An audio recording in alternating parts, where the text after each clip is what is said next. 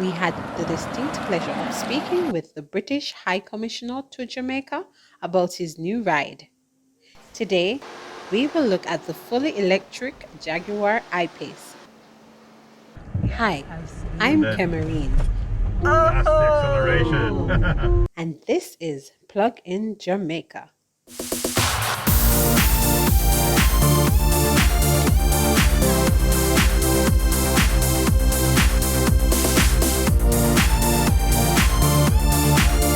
With all the buzz happening about electric vehicles here in Jamaica, we're here to speak with the British High Commissioner, Asif Ahmad, about his experience with his Jaguar I-PACE. Hi, sir. Welcome, High Commissioner. Thank you so much for having us. Well, it's a real pleasure to be here, particularly with your organization, Plug in Jamaica's enthusiasm for this whole idea of electric vehicles. So whether it's a Jaguar or any other mark, just the passion and the thinking behind it, I congratulate you. Thank you so much. So we are here to ask you, how has it been with your electric vehicle? Well, it's the best toy I've ever had. You know, when you are a kid, you dream of all of these things, and never did I imagine that a day would come when I'd be a pioneer in using a Jaguar I-PACE here in Jamaica. I've had a passion for that whole brand ever since I was 8 years old. I drove a Defender at the age of 8, off-road I should add, and so I learned how to move a vehicle with that. Right. My first job was in a bank, and parked outside for the chief executive was a Daimler XJ, and I thought one day when I'm old enough and successful, that's what I'll drive. So as ambassador to the Thailand, the car that was waiting for me was a Daimler XJ. In the Philippines, I had a Range Rover. I also had a Discovery. I came over here, it was a Discovery. And when the change came, and about nearly 2 years ago, Yes. when our current Discovery needed to be replaced, coincidentally, the Foreign Office said 30 electric vehicles are up for any ambassador who can make a passionate case for one. And I said, Jamaica is absolutely perfect size island Right. to pioneer this. And because the JLR dealership here is also enthusiastic, it was a great partnership. So we're really excited about this vehicle. All right, that's great. And that was one of my questions, if this is your first electric vehicle. Yes, the nearest thing I've ever driven is a golf cart, which is not anywhere near as exciting. No, it doesn't have the torque or the power. All righty. So what do you like most about the Jaguar I-PACE? Well, firstly, Other the than- idea of going into an electric vehicle, you somehow have reservations. You think it's going to be less of a car. Actually, it's more of a car than I thought. You mentioned torque. I mean, this is the fastest thing I've ever experienced, where you put the accelerator down, it doesn't go through any of the gears, it just straight up, and you feel the acceleration straight away. The other thing is the computer technology Right. behind this car. The way in which the dynamic stabilizing works in is that on rough roads, or if you hit something like a bit of a pothole, you don't have to do most of the correction yourself. The vehicle will do that for you. So I like that. It's got a nice sporty feel to it, but it has also, it's a status car. I mean, otherwise it wouldn't be a flag car either. No. So it seems to have everything in it. It's sports, it's a status vehicle, it has good road holding. So that was the first impression that I actually had of this vehicle. So there is nothing that Jaguar compromised on whatsoever. What you get in the internal combustion engine is what you're getting in the, or even better, in the electric. Well, firstly, because it's all-wheel drive, and you've got two motors that are driving the vehicle. So already otherwise in the older style, you had a choice whether you had front-wheel drive or rear-wheel drive, or you had to get a four-wheel drive vehicle. But that involved a lot of expense. It involved changes while you're driving. With this one, it just takes care of all of that. You just enjoy the drive. I don't think there'll be a time when people have finally made that transition to electric vehicles. They'll say, "Oh, can I go back to something that spouts out diesel fumes from the back?" Or it's quiet, which is a little bit strange because if all you're hearing is the air conditioning and the rumbling on the road, you sort of wonder, does anybody else know I'm here? So I've been joking with my Jamaican friends that I need to have a recording of a really heavy sports car and just play that as my music as I drive. I understand totally. All righty. So, is there anything that you missed from your internal combustion engine? The previous car was a Defender, right? It's a Discovery. Discovery. Sorry. Yeah, but I've had Range Rovers. I've had the others in this range as well. No, I don't think it's the engine that I'll miss at all. No. Not at all. If it is anything, it's this is people who used to use steer shifts will actually understand it. You actually felt that you were driving the car, and you felt the car around you. I think it'll take me a little bit of time before I feel that same oneness with the vehicle. At the moment, I think the vehicle is driving me. Yes. You know, in the sense that there's so much technology, so many things to look at, and I'm sort of surprised as we take corners and things and what it does. But there will come a time when I'll feel as though that I'm wearing the car and and I'm driving it. And I think some of the roads here, if you go up and down Junction Road, you know, you really feel you're driving the vehicle. You know, and that's what I want to really test it. You know, does it feel like a driver's car? The only thing is, this is not to do with electric or otherwise, because we're basically switching from a high vehicle to a slightly lower one. You know, your sight lines are different. Oh. I mean, off-road you can lift the car up on its air suspension, but you don't feel as though you have that dominance on the road that a bigger SUV gives you. No. But of course, the JLR range actually does have the Defender, the Discovery, and the Range Rover, and in 4 years' time, they will all be electric. So if anybody wants to recapture that feel of that, the higher up feeling. it's a question of a model, not this particular. Just not the difference between petrol-driven or diesel and an EV. Okay, all righty. So, how do you charge your car? Well, until we fitted our charger, which has now been fitted, you know, it really was a domestic plug. That's what the car comes fitted with. Now that takes a long, long time, but that's good enough just as an emergency. And if you're not near a fast charger, then you just plug it into a domestic plug. It would take you, if you really wanted a full charge from nothing, which would be a ridiculous thing to do with that, but it would be 3.5, 4 days. But we've now fitted a fast charger. We've also going to fit another one in Montego Bay. All right. Although we've got the range to go there and back, but you know, if we decided to stay there for a few days and go to a few other places, we would not be stuck anywhere in Jamaica, really, with this. So we now have the fast charger as well, and that's 2.5 hours and you're good to go. Awesome. So what's important too is that we also have more chargers popping up. I spoke to JPS a while back, yes. And I spoke to Darrell Vaz, the energy minister, the other day. I spoke to other private companies, and I think with your help also in promoting all of this, I think we will end up in meeting that promise that they've made, that within 50 kilometers there will always be a charger, somewhere. Right. All righty. So the next question we have, High Commissioner, is where do you see, or better yet, do you see e-mobility being feasible for Jamaica?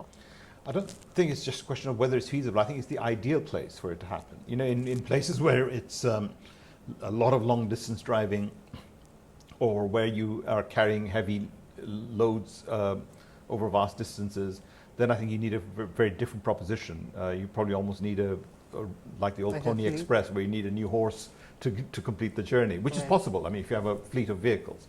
But I think it just so happens that Jamaica is the perfect size for the I-PACE, because you can go to Negril and back in one charge. Right. Now, how many people would contemplate a longer journey in Jamaica? I don't think there is. In one day. In one day, no. And the truth is that the average user, and including me on a normal weekday, the amount of distance you do in miles is nothing. Most of the time the car is just standing around waiting for you to finish a meeting and come back. I mean, no journey in and around Kingston is of any significance. So for that short trip, it is absolutely perfect. And the other thing which I'm beginning to understand, and I wish I had a better sort of physics education than I have, but this car actually recharges when you brake and slow down. Right. So you're not wasting the energy that you've used to pick up the speed, because as you decelerate, you're charging up the engine.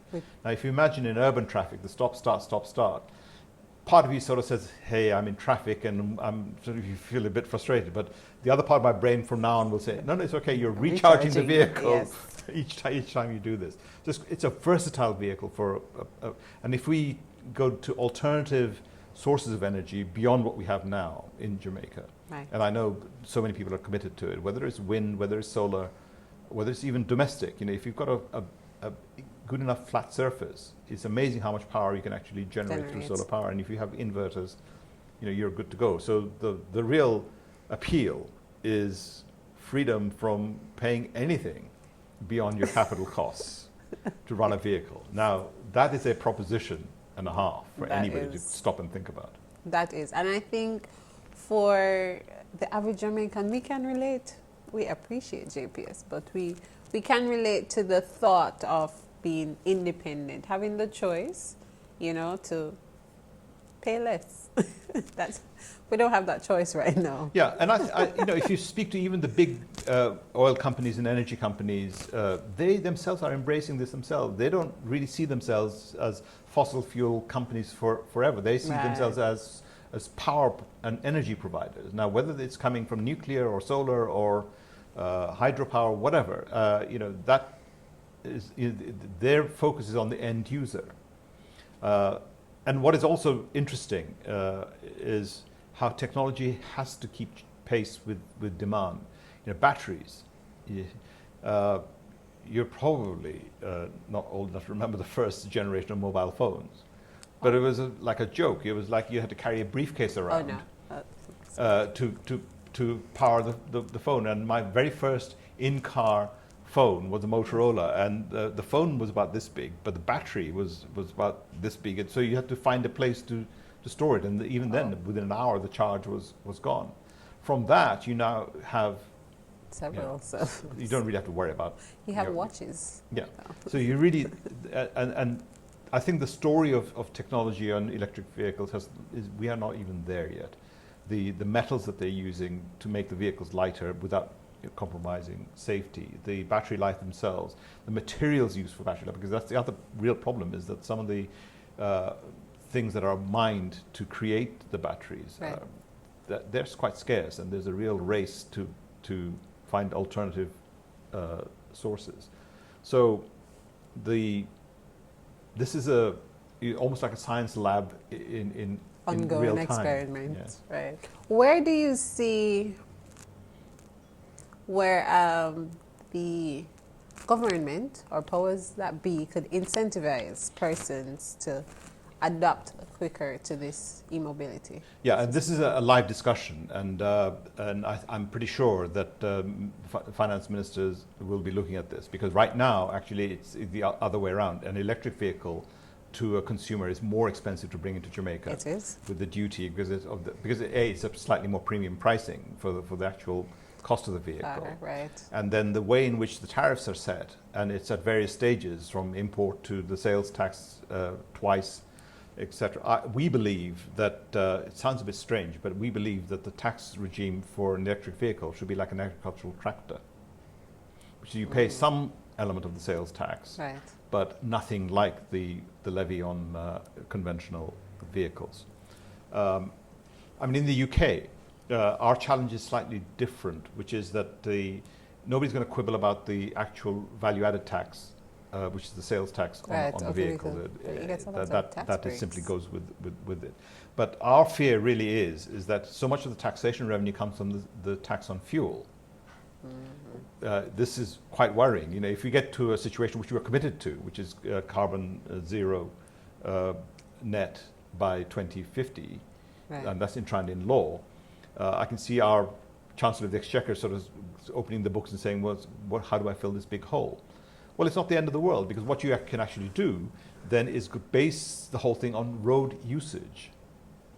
And because in an electric vehicle you can put all the technology, you don't even have to do anything. It will just in real time, you know, the vehicle can track how much you're using. And that is a far better offer than how much fuel are you consuming, because you're destroying the planet and polluting and the reward is the government gets more money. But this way, the user really pays. I mean, if you're really a seldom a weekend driver, short distance driver, then you should pay less. Right. But if you're really tearing up and down the island, you pay more. You pay more, and I don't think people would begrudge you that.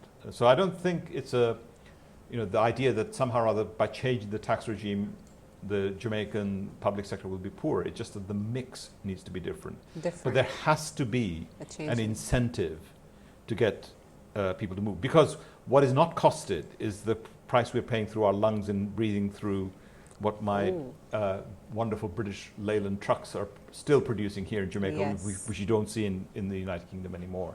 The particles that are coming out from diesel, the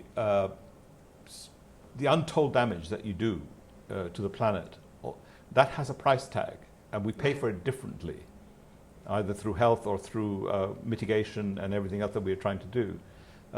And because we don't see it on our invoice, we don't recognize it. But it's a much, much bigger cost than what we are suggesting as the right alternative. Right, and that's interesting too, because with the first world countries reducing the amount of internal combustion engine vehicles they have on the road, how would we stop Jamaica from importing all of those vehicles? How do you suggest that we prevent Jamaica from being the dumping site? No, you know, that is because in a way it's sort of happening now.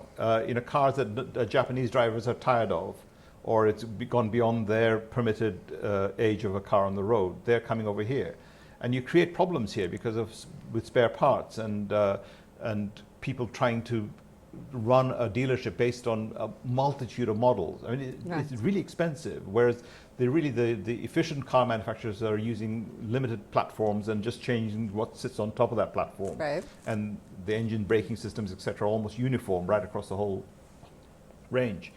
And I think you use the term first world. I think Jamaica can be first world in the adoption of this. If you leapfrog all of this and say, there'll be a date in the future when this is the only type of vehicle we will have in this country. Clean and modern, then you can actually look forward to a time when it's a very different place in terms of its use of energy and mode of transport. And we haven't even touched the issue of public transport. It's not just about my wonderful flag car. Right.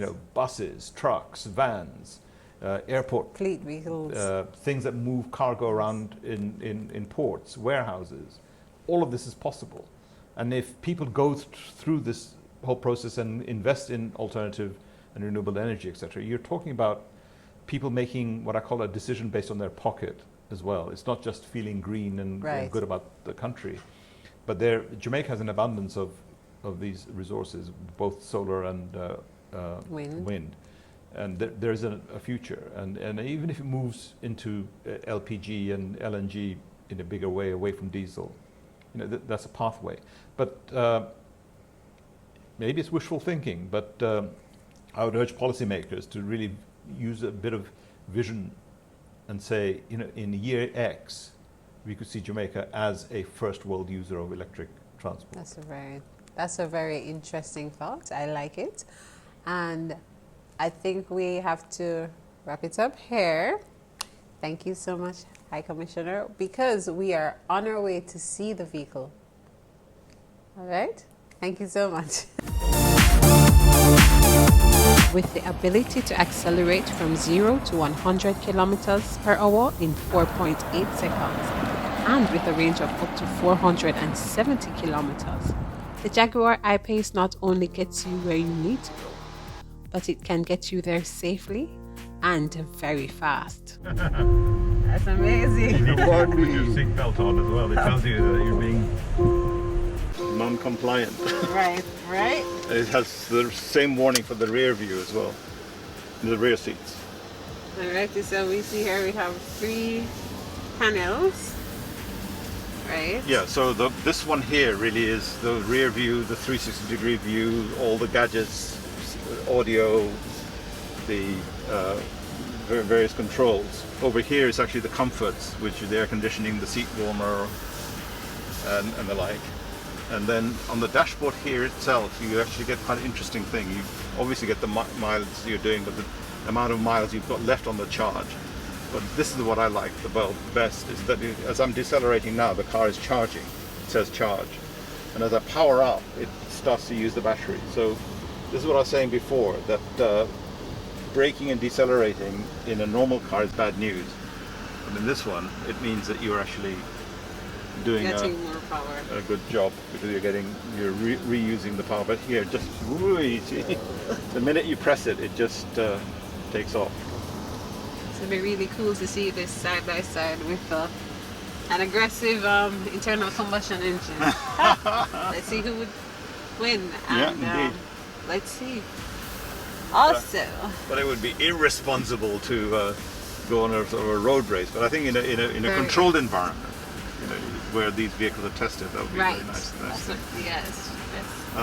But as you can see, you don't feel as though you're in an underpowered vehicle. It's got the Jaguar feature of the dashboard enveloping you, which has been a feature for Jaguars for a long, long time. So it has those traditional Jaguar memories. And as you can see, before, what I was saying before, all you're really hearing is the air conditioning, nothing else.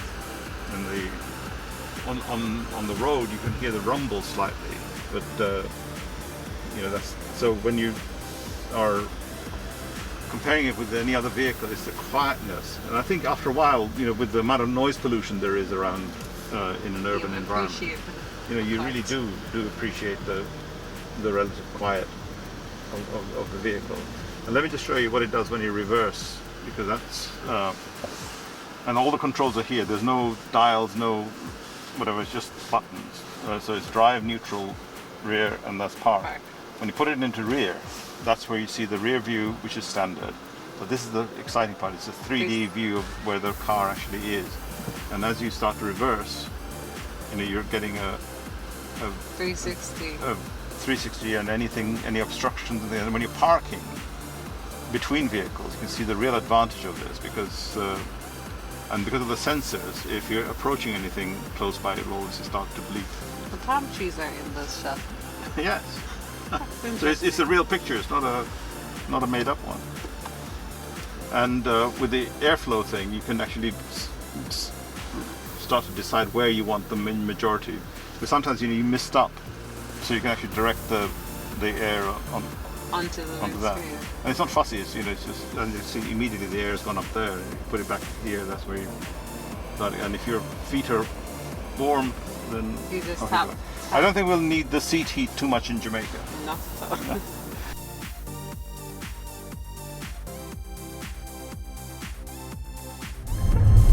But you see how effortless it is. It's really a smooth ride, really.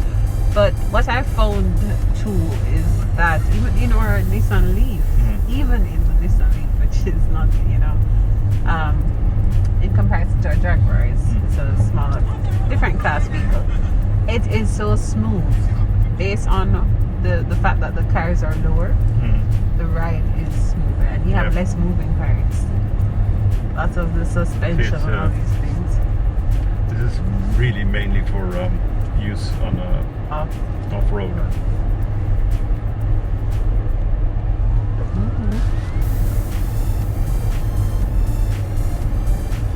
That's a beautiful vehicle. You made a great choice. Yeah. Very happy with this. So, High Commissioner, Electric Avenue, why did you choose that name? And we wanted to make a statement when we brought this car in, that firstly that it was an electric vehicle, so Electric Avenue speaks to that. But not a lot of people know that Electric Avenue is the name of a real street in Brixton in London. And it was named Electric Avenue because it was the first street in a market that had electricity. So it has this thing about innovation. It was a first, and here's the first Jaguar I-PACE in Jamaica, so that goes with it.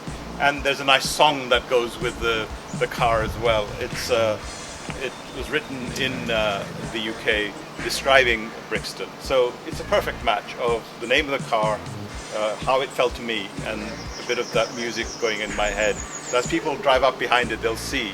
And the colouring of that sign is exactly how the colouring is in Brixton itself.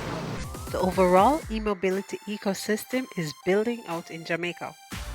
Let us know what you think about these new developments. Are you now thinking about getting an EV? If yes, let us know in the comments section which EV you're thinking of getting and why. For the latest EV happenings, stay connected to us by subscribing to our channel and tapping the notification bell so you will never miss any new content. Or Join our Facebook group for even more information. And remember, stay plugged in Jamaica.